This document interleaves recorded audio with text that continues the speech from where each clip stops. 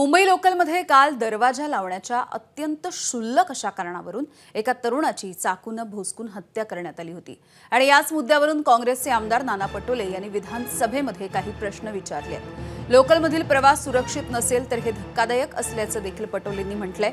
तरुण मुलाचा जीव गेला यावरती चर्चा झाली पाहिजे अशी मागणी देखील पटोलेंनी सभागृहात केली आहे। तर लोकलमध्ये भर दिवसा हत्या होत असतील तर गंभीर आहे, सरकारने उपाययोजना करावी आणि याविषयी निवेदन करावं असं विधानसभेचे अध्यक्ष म्हणाले।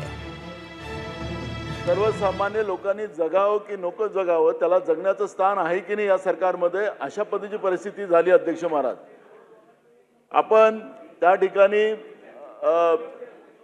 जेव्हा प्रवासी जातात रेल्वे स्टेशनमध्ये त्याला आपण त्या ठिकाणी स्कॅनिंग लावलेलं। अध्यक्ष महाराज, मी आज सकाळी मुद्दाहून त्या स्कॅनिंग बघायला गेलो। अध्यक्ष महाराज, ते फक्त दिखावे आहेत, त्याला कुठलंही आतमध्ये स्कॅनिंग होत नाही।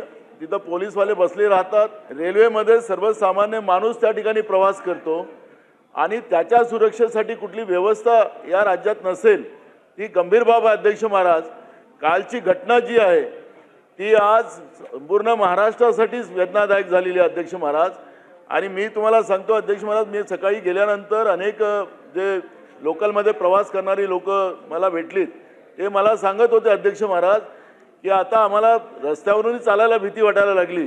या गंभीर प्रश्नावर नुसतं निवेदनाला चालणार नाही अध्यक्ष महाराज, ठीक आहे, तात्काळ चर्चा झाली पाहिजे अध्यक्ष महाराज, आणि याचा सोक्षमोक्ष लागला पाहिजे अध्यक्ष महाराज, कारण की ही गंभीर बाब जी आहे या सर्वसामान्य लोकांच्या जीवनाशी नाही। अध्यक्ष महाराज, भर दिवसात कोणाचा खून होत असेल तर ती अत्यंत गंभीर अशी बाब आहे।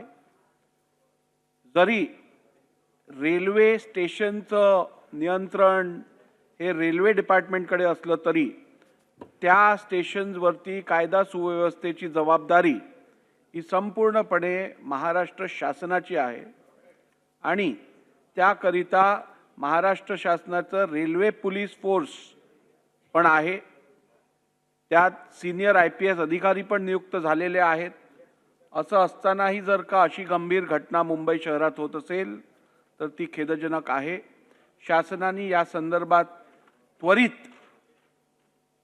उपाययोजना करावीच, परंतु उद्या तर सोमवारी संध्याकाळपर्यंत या संदर्भातलं निवेदन हे या सभागृहात करावं।